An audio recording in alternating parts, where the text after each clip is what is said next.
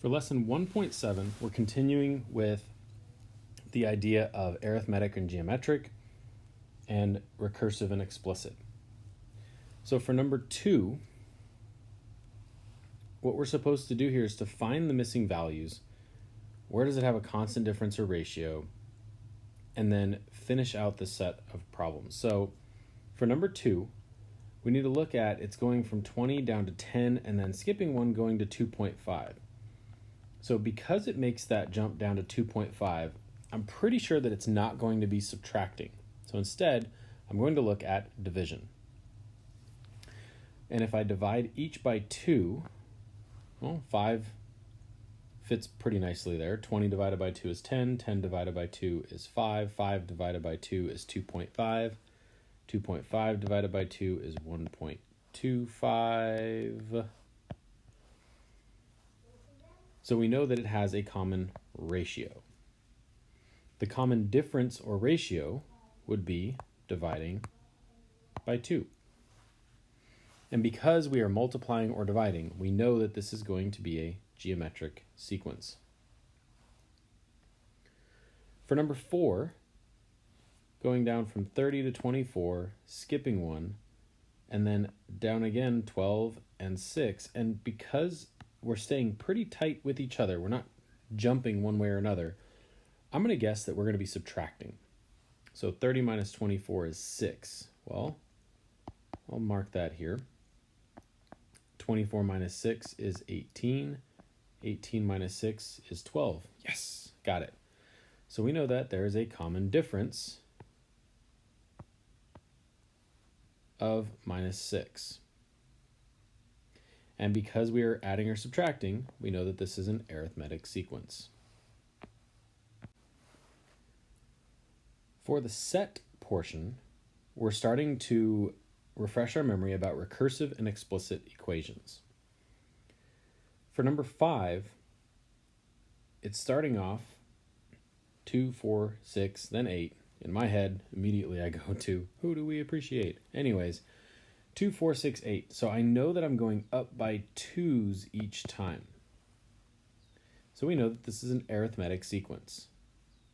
Well, recursive tells me that I need to define my first term, which is 2, and then to find the next term, I'll take the one right before it and add 2 more.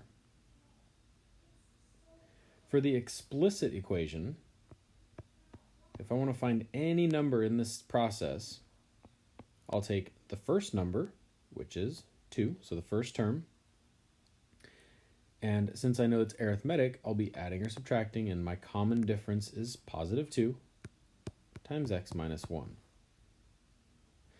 If you wanted to simplify this, it would simplify out, keep doing this. Not x minus 1. I'm using n, so I need to stick with n.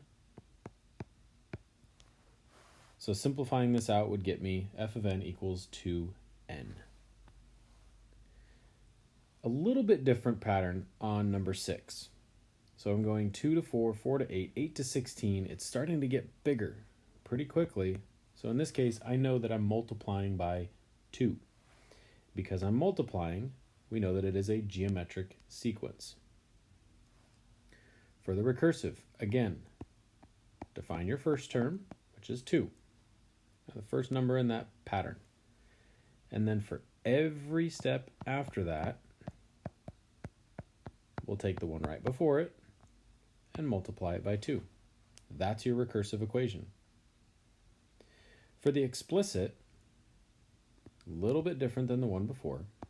F of n equals your first term times your common difference or common ratio. So in this case, common ratio times 2 raised to the n minus 1 power. And you are done. For number 7, I'm going to continue this process here.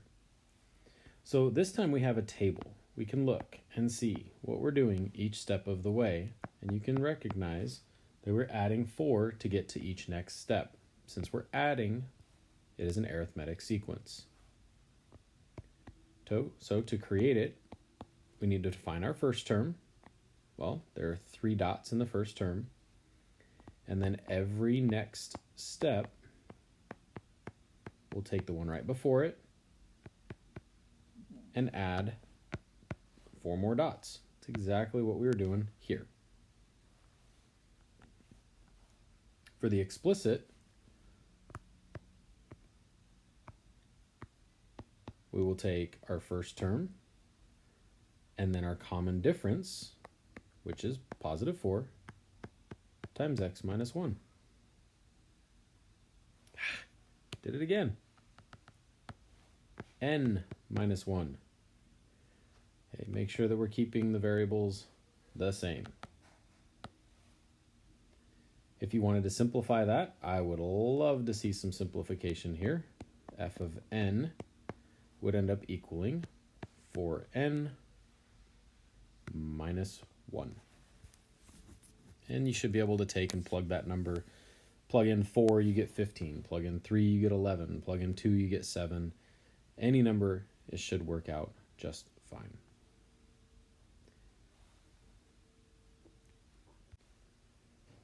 For number 9, it might be helpful for all of these to create a table. And that way you have some visual that you can see, like, oh, yeah, I totally get it. This is what's happening.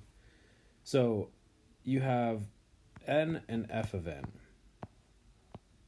So for number 9, choose to limit herself to 3 chocolate bars every 5 days.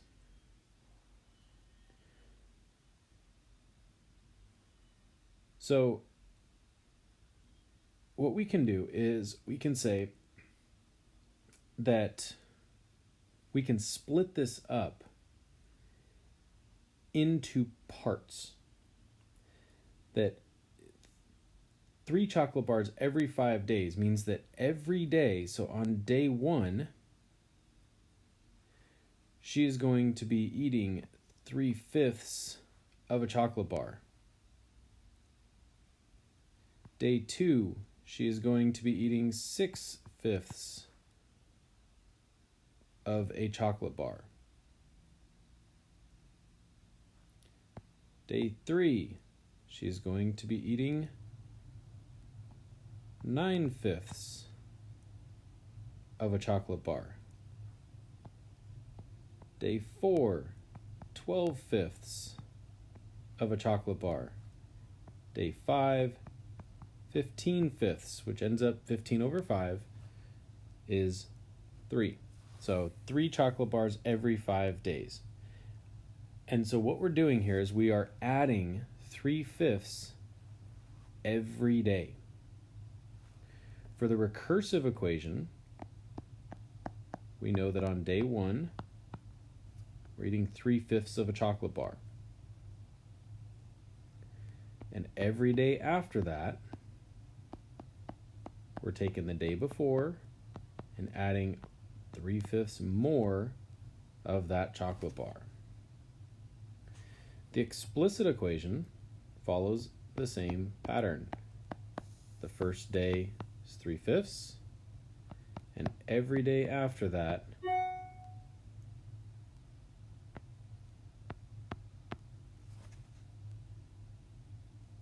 it is going up by 3/5.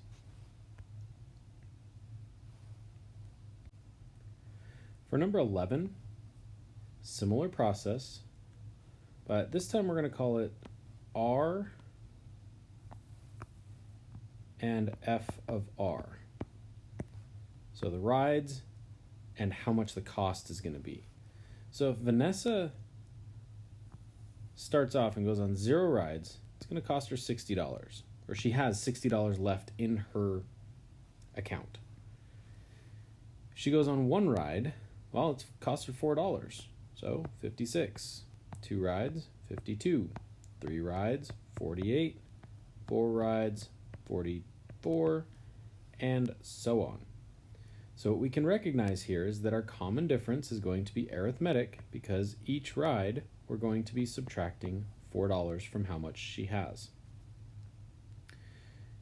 The first term we know is $60, and everything after that, f of r, we're going to take the ride right before it and subtract $4.